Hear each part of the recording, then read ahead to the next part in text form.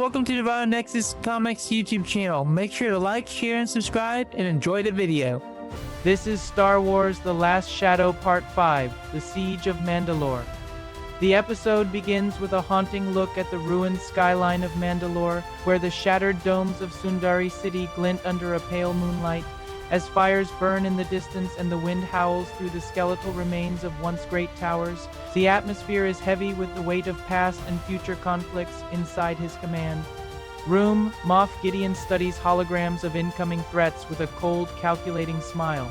He sees Bo-Katan's Mandalorian strike force, Luke Skywalker's X-Wing, and the Stormtroopers' unmarked shuttle all converging on his position, viewing the entire planet as a trap in his future throne.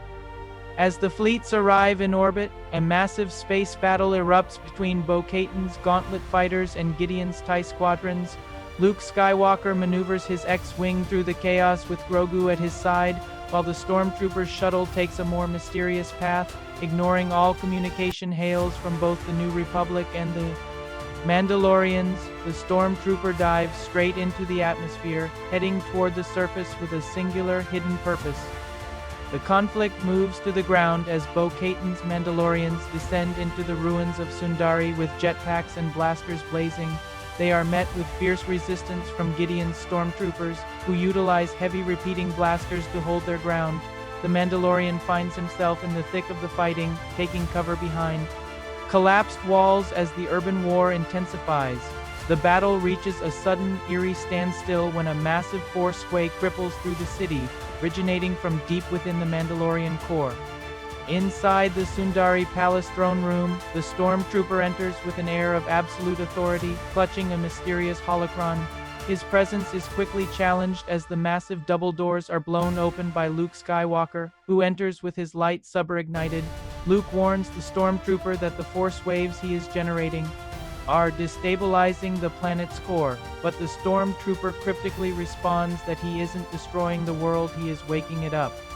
Meanwhile, in the palace's upper levels, a more personal grudge match unfolds as Bo-Katan and Moff Gideon clash in a brutal duel over the Darksaber.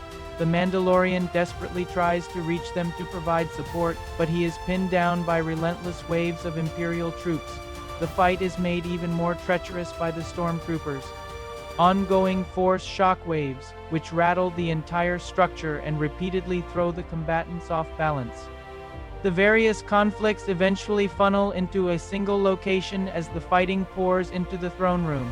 Here, the four factions collide in a chaotic display of blasters, sabers, and jetpacks. Luke continues his struggle against the Stormtrooper, while Bo-Katan and Gideon crash into the room mid-duel, and the Mandalorian rushes in. With Grogu, the room becomes a whirlpool of combat where temporary alliances are forged out of pure necessity.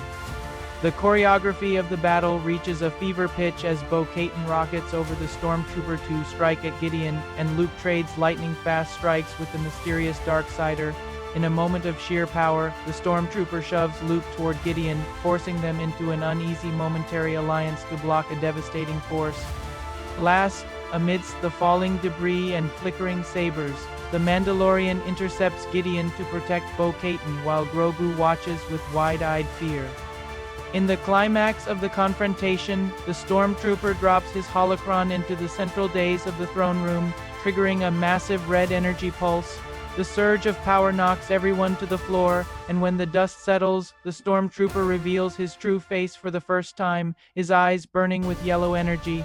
He declares that his goal has nothing to do with Gideon or Mandalore, but rather with ending the galaxy's addiction to heroes and tyrants.